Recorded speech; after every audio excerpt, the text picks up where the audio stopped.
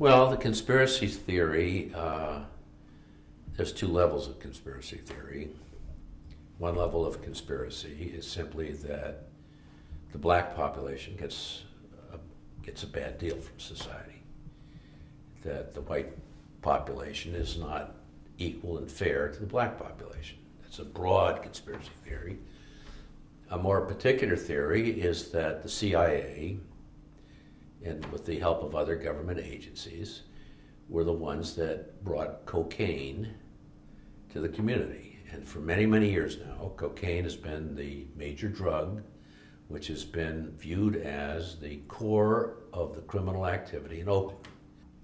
And there's a lot of people that believe that the cocaine was in fact brought here by the federal government, one of its agencies, and even though distributed locally by local people, the source of the drugs was provided by the federal government.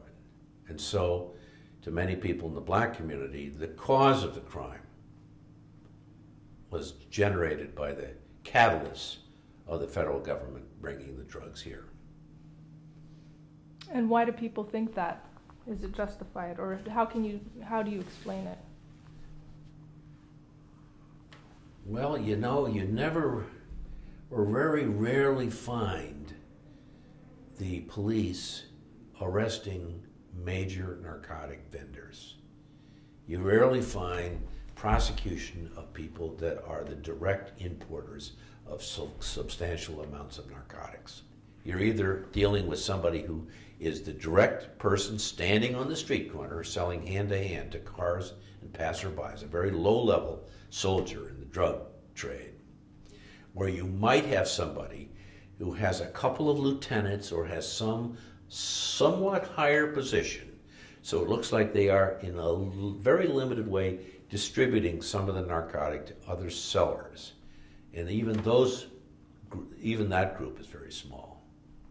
So it just looks like who's ever bringing the drugs in, which is the people you think would be the most focused people for prosecution and police investigation, never get caught, and that leaves a suspicion in people's mind that somehow the drug providers, major providers, are protected somehow, and that's why they don't get prosecuted.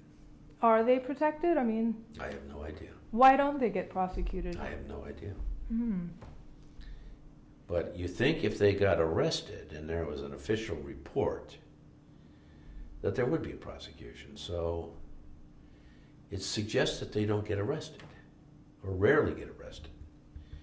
Now, because most people who get arrested for drugs don't want to go to jail, it's not that hard for the police to climb the ladder on the pyramid of drug distribution, because they can always let the street dealer go for some information and then go to the next level and let that person go for some information. So I've never really seen much effort in that area of trying to climb the ladder.